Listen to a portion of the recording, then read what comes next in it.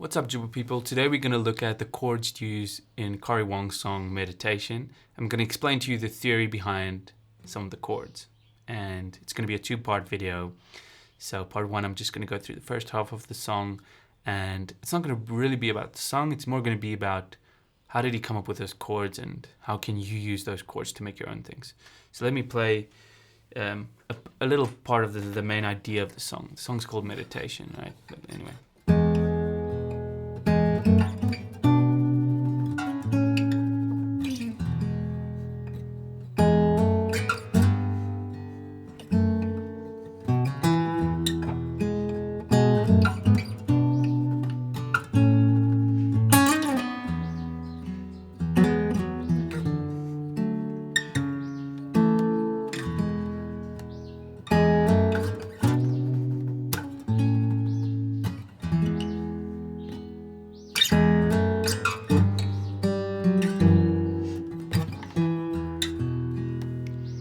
Okay, so the song's in the key of E, but the first chord is an E.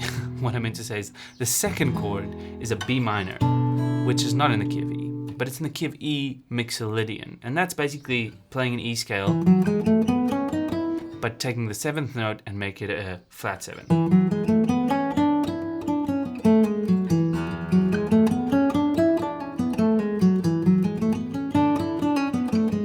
And that gives us the chords E, B minor, and A. Okay, and that's where he comes with the second chord. It's kind of, you can also think of it as using the chords in the key of A, but with E as the center. And that's the kind of another way to think about modes. But I like to think of modes as its relation to the major scale. So the major scale is, and the mixolydian mode gives you a different set of chords. Okay, but the bottom line is, instead of using a B chord, now you're going to use a B minor, and it sounds really beautiful, even if you're just strumming it. Often used by Coldplay as well. To an A, and they also do the same thing. The mixolydian progression that I also like is to do E,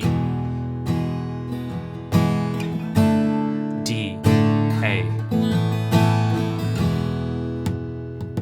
Sounds really nice. Okay, so that's the gist of it. So what he's doing here is basically walking up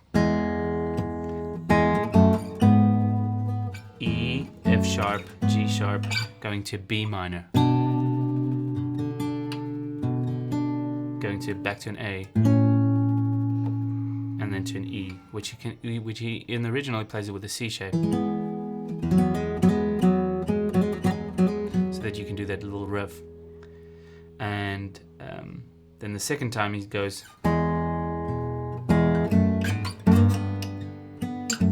and we'll look into that chord in a second. Why the G major in the key of E? How does he come up with that? You know, why do you use that? And we'll look at that in part two. But I just quickly want to look at the D chord that he also uses. And then he does a slide to the E, and then he does this really cool riff to a D chord, which is still the same note. It's still almost the same as a B minor. It just doesn't have the B note in. And then to an A, first inversion. So this is an A chord with a C sharp in the bass. And this resolves nicely back, because you have this.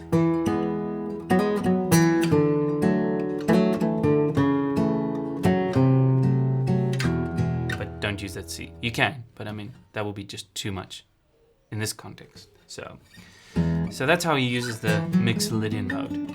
And in part two now, following this video, we're going to look at this G chord.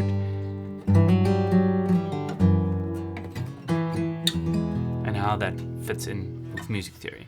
Okay,